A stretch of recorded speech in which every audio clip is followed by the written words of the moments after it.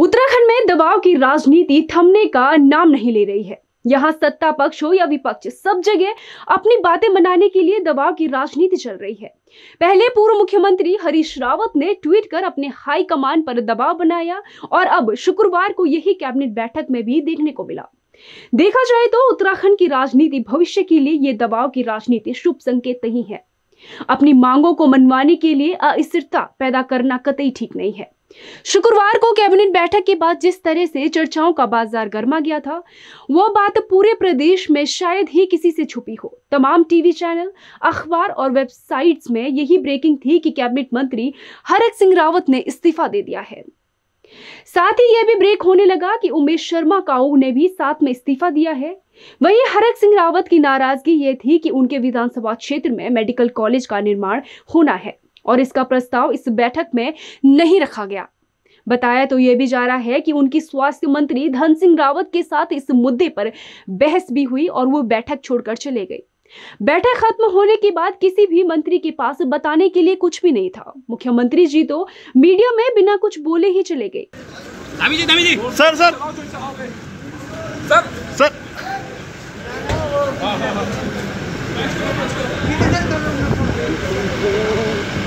हरक सिंह जी ने कैबिनेट में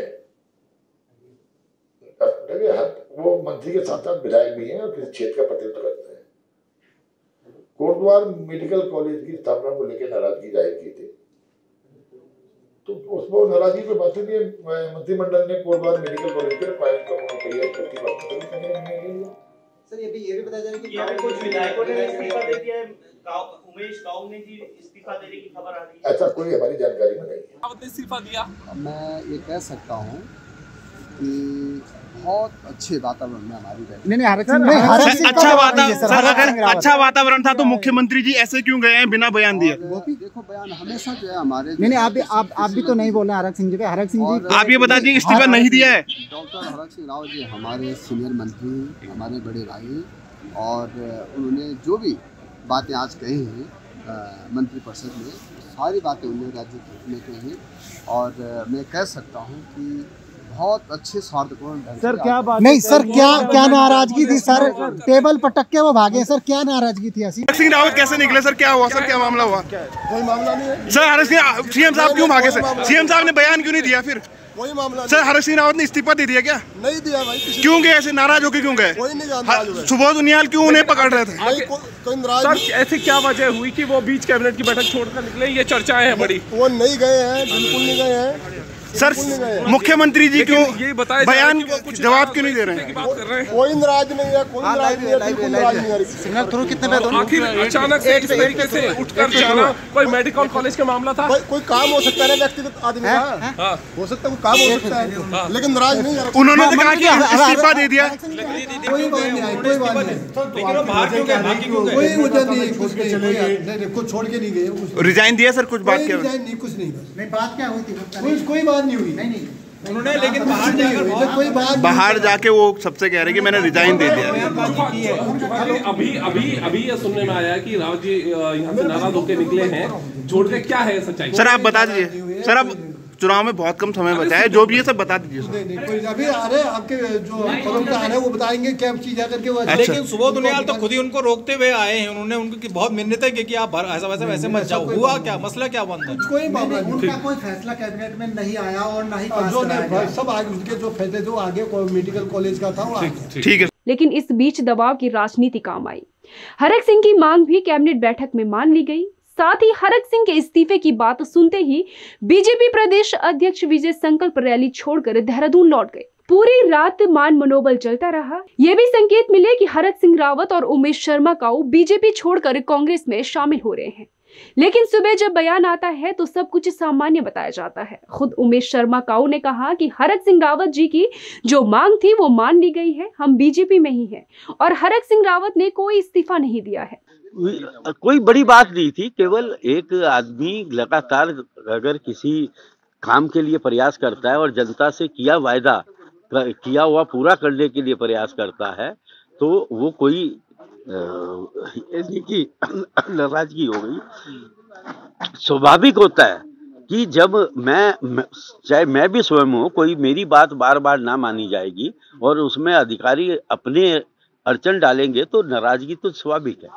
और वही घटना हुई और उसके बाद जब हमारी हरक भाई की बात हम लोगों से हुई, अब वो ठीक है और पार्टी के साथ हैं, हम लोगों के साथ हैं। मुख्यमंत्री जी से साथ बात हुई और जो उनकी मांग है वो पूरी हो जाएगी। हाँ, पूरी हो गई। अच्छा, कोई अब नाराजगी नहीं, कोई नाराजगी। एक मुझे इस्तीफे को लेकर कह रहे थे कि कोई कहा, किसको दिया इस्तीफा? आप पे है? मुझे क्यों देंगे? फिर नहीं, कोई कापी है, कहीं है, कोई दिखा दे। क्या पार्टी से दिया या सरकार से दिया, कोई है तो दिखा दे। मेडिकल कॉलेज को लेकर के केवल उसी की नाराजगी थी। वो मेडिकल कॉलेज की वो जो उनकी मांग है वो पूरी हो रही है।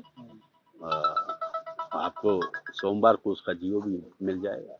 अब सवाल ये उठता है कि हरक सिंह की मांग इतनी बड़ी थी कि 5 साल पूरे होते होते भी वे पूरी नहीं हो पाई, या इसके पीछे ये मंशा थी कि हरक सिंह की मांग पूरी नहीं की जाए। भले ही हरक सिंह दबाव बनाने में कामयाब रहे, अब बस सवाल यही है कि ये दबाव की राजनीति कब तक होगी, इससे उत्तराखंड को कब निजात मिलेगी। दबाव की राजनीति में प्रदेश का भला हो रहा है या नेताओं का?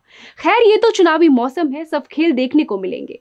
बस आखिर में यही सवाल छोड़कर जाते हैं कि कब तक चलेगी ये प्रेशर पॉलिटिक्स, कब खत्म होगा ये खेल, कब तक भोली भाली जनता पर अपने हित साधे जाएंगे।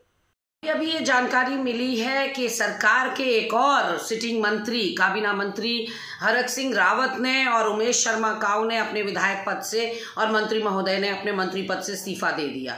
ये हाले बयां कर रहा है प्रचंड बहुमत और डबल इंजन की सरकार के हालात, क्योंकि इससे पहले हमने देखा कि सरकार में मंत्री यशपाल आर्या जी और उनके सुपुत्र विधायक संजीव आर्या जी ने किस तरह से भाजपा का दामन छोड़ा और कांग्रेस का दामन थामा, क्योंकि दोनों के समझ में आ गया था कि प्रदेश चलाने की, देश चलाने की कुव्वत केवल कांग्रेस पार्टी रखती है।